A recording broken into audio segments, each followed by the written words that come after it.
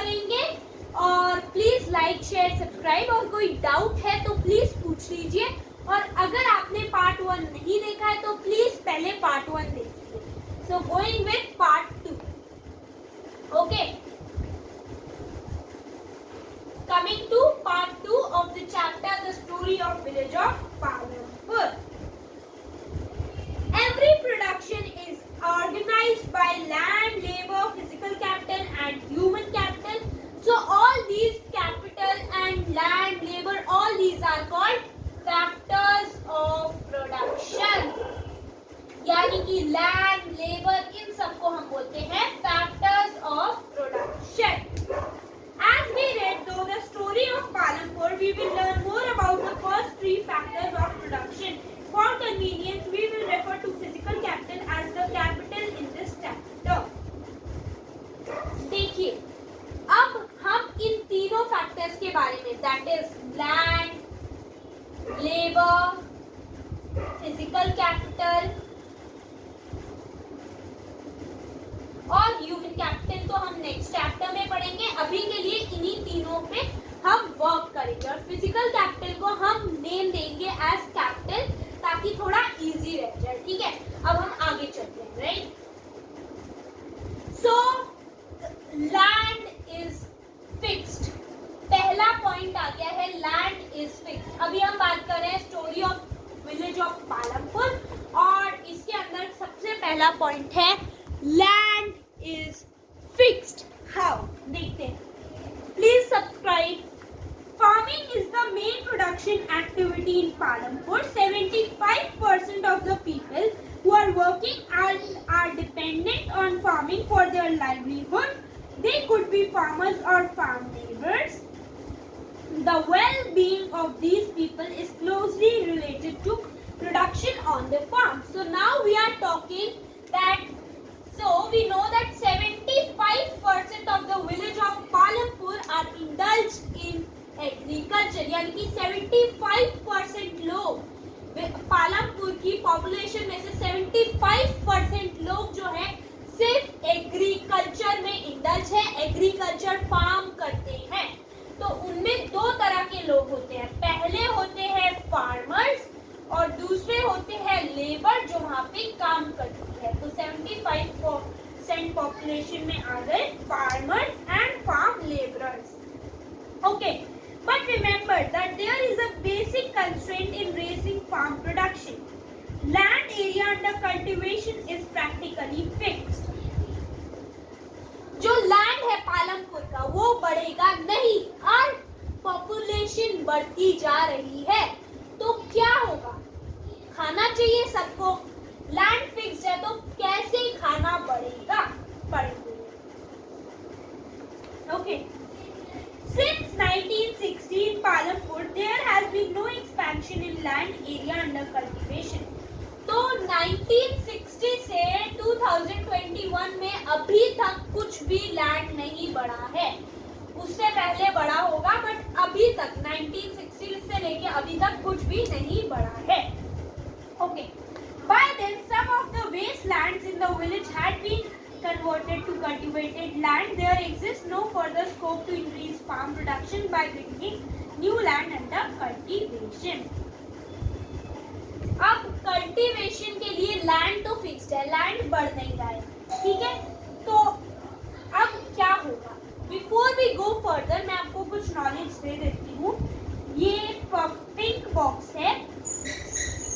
अगर हम कोई लैंड मेजर करते हैं तो हम उसे हेक्टर्स में मेजर करते हैं। जैसे कि हम अगर कोई डिस्टेंस या कोई जमीन माप रहे हैं तो हम उसे मीटर या किलोमीटर्स में करेंगे ना, पर अगर हम फार्म एरिया को देख रहे हैं तो हम उसे हेक्टर्स में करेंगे। ठीक है, अब आगे चलते हैं। अब जब लैंड फिक्स्ड है तो क्या कोई ऐसा तरीका है जिससे पॉपुलेशन जिससे हम लोग ज्यादा कर सकें, जिससे ज्यादा प्रोडक्शन हो सके? Please subscribe. Right, okay, so is there any other method to increase production? अगर आप मेरे चैनल पे न्यू हो तो प्लीज सब्सक्राइब। अब हम आगे चलते हैं। Any other method to increase production from the same land? क्या कोई ऐसा तरीका भी है जिससे हम ज्यादा उगा सके कम पैसों में? So, in the kind of crop grown and facilities available, Palampur would resemble a village part of the state of Uttar Pradesh. All land is cultivated in Palampur.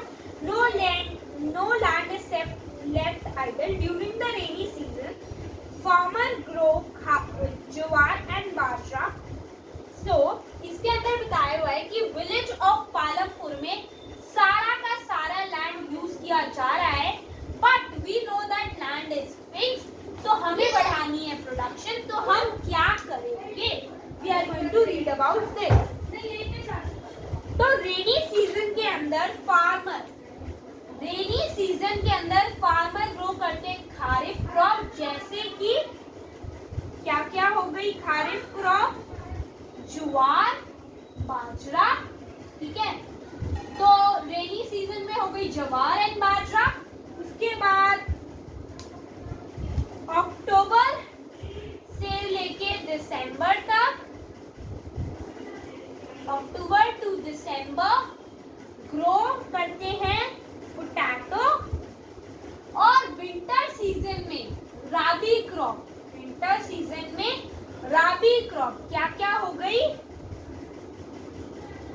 Wheat, ठीक है। इस तरह से पूरे साल प्रोडक्शन चलती रहती है, फार्मिंग चलती रहती है।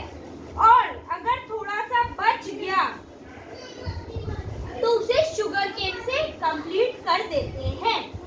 From the wheat produced, now I am going to read it for you. From the wheat produced, farmers keep enough wheat for the family's consumption and sell the surplus wheat at the market at Raiganj. A part of land area is also devoted to sugarcane, which is harvested once a year. Sugarcane in its raw form or as jaggery is sold to traders in Sahapur. The main reason why farmers are able to grow 3 different crops in different year is Palampur is well developed system of irrigation. Electricity came early into Palampur. चलो अब इतना मैंने पढ़ दिया, अब मैं इसका मतलब आपको बता देती हूँ। सो रेनी सीजन में ज्वार बाजरा, अक्टूबर से दिसंबर तक लेके पोटैटो, और विंटर में वीट, और तब भी थोड़ा सा लैंड एरिया बच जाता है तो वो शुगर केन उधर ग्रो कर देते हैं। और फिर क्या करते हैं, अब ग्रो तो कर लिया तो कुछ अपनी फैमिली के लिए रख लेते हैं और कुछ बाहर बेच आते हैं, ठीक है। और शुगर केन जो है उसके रॉ फॉर्म में शाहपुर में भी ट्रांसपोर्ट कर देते हैं।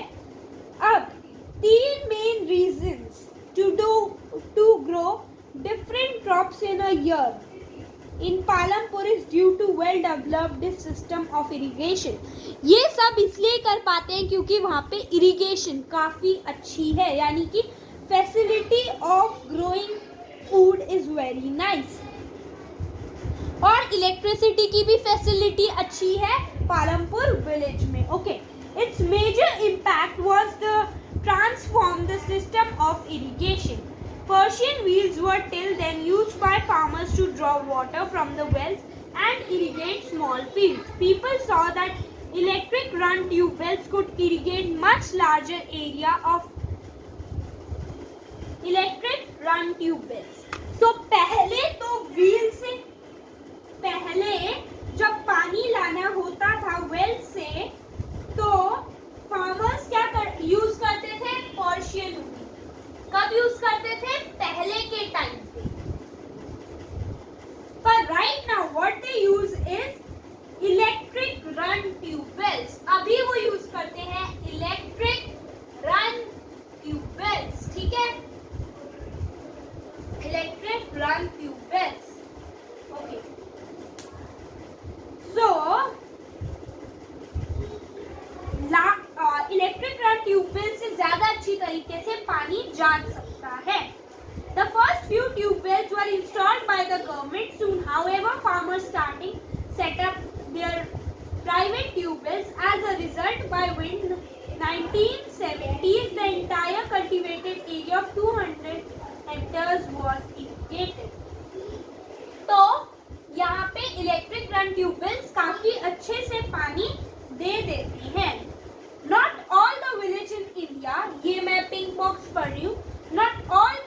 village in India have such high level of irrigation? Palampur में तो इरिगेशन काफी अच्छी है, पर सारे विलेजेस में इतनी अच्छी नहीं है। अब ये तो कर लिया कि कैसे उगाते हैं, बट पॉपुलेशन तो बढ़ती जा रही है, तो मतलब हमें खाना जो है वो ज्यादा चाहिएगा। तो to grow more than one crop on a piece of land during the year is known as multiple cropping. जब हम इतनी सारी क्रॉप्स, हमें प्रोडक्शन बढ़ानी थी, तो हमने क्या किया, हर साल हर महीने डिफरेंट क्रॉप ग्रो, ठीक है।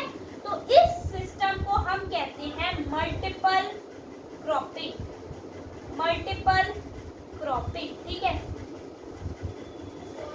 Going ahead, it is the most common way of increasing production on a given piece of land. तो ये सब लोग ही यूज करते हैं, ठीक है। अब आगे चलते हैं। ओके, सो अब एक क्वेश्चन यहाँ पे पूछा गया है, is it important to increase the area under irrigation and if it is so why? क्या ये जरूरी है कि हम इरिगेशन यानी कि एग्रीकल्चर को बढ़ाएं, पानी की फैसिलिटी को बढ़ाएं?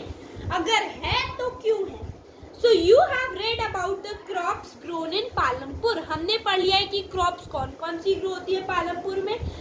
Okay, so you have seen that one way of increasing population from the production from the same land is multiple cropping. Multiple cropping क्या होती है ये भी मैं आपको बता चुकी हूँ।